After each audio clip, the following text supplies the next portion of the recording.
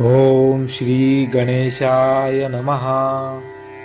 ओम भद्रं कर्णेभिः शृणुयाम देवाः, भद्रं पश्येमाक्षभिर्यजत्राः, स्थिरैरङ्गैः सुष्ठुवाहं स्वस्तनूभिः व्यशेम देवहितं यदायुः। ओम स्वस्ति न इन्द्रो वृद्धश्रवाः, स्वस्ति न पूषा विश्ववेदाः, स्वस्ति नस्तार्क्ष्यो अरिष्टनेमि, स्वस्ति नो बृहस्पतिर्दधातु। ओम शांति शांति शांति। ओम नमस्ते गणपतये, त्वमेव प्रत्यक्षं तत्त्वमसि, त्वमेव केवलं कर्तासि, त्वमेव केवलं धर्तासि, त्वमेव केवलं हर्तासि, त्वमेव सर्वं खल्विदं ब्रह्मासि, त्वं साक्षात् आत्मासि नित्यम्।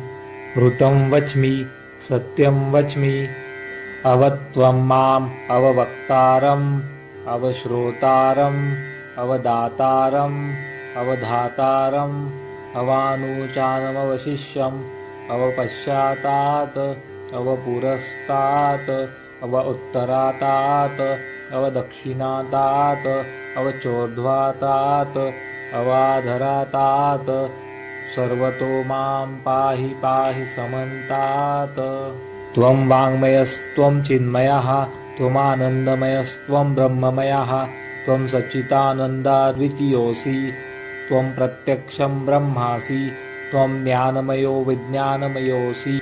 सर्वं जगदिदं त्वत्तो जायते, सर्वं जगदिदं त्वत्तस्तिष्ठति, सर्वं जगदिदं त्वयि लयमिष्यति, सर्वं जगदिदं त्वयि प्रत्येति। त्वं भूमिरापो नलो नीलो नभः, त्वं चत्वारि वाक्पदानि। त्वं गुणत्रयातीतः, त्वं देहत्रयातीतः, त्वं कालत्रयातीतः, त्वं मूलाधारस्थितोऽसि नित्यं, त्वं शक्तित्रयात्मकः, त्वां योगिनो ध्यायन्ति नित्यम्। त्वं ब्रह्मास्त्वं विष्णुस्त्वं रुद्रस्त्वं इन्द्रस्त्वं अग्निस्त्वं वायुस्त्वं सूर्यस्त्वं चन्द्रमास्त्वं ब्रह्म भूर्भुवस्वरो।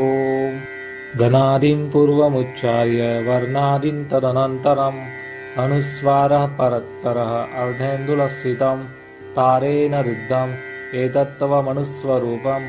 गकारः पूर्वरूपम्, अकारो मध्यमरूपम्, अनुस्वारश्चान्त्यरूपं, बिन्दुरुत्तररूपं, नादस्सन्धानं, संहितासन्धिः, सैषा गणेशविद्या गणकऋषिः, निच्चुगायत्रीच्छन्दः, श्रीमहागणपतिर्देवता। ॐ गं गणपतये नमः। एकदन्ताय विद्महे वक्रतुण्डाय धीमहि, तन्नो दन्तिः प्रचोदयात्। एकदन्तं चतुर्हस्तं पाशमङ्कुशधारिणं, रदं च वरदं हस्ते बिभ्राणं मूषकध्वजं, रक्तं लम्बोदरं शूर्पकर्णकं रक्तवाससं, रक्तगन्धानुलिप्ताङ्गं रक्तपुष्पैः सुपूजितं, भक्तानुकम्पिनं देवं जगत्कारणम् अच्युतम्, आविर्भूतं च सृष्ट्याद्यो प्रकृते पुरुषात् परम्, एवं ध्यायति यो नित्यं स योगी योगिनां वरः।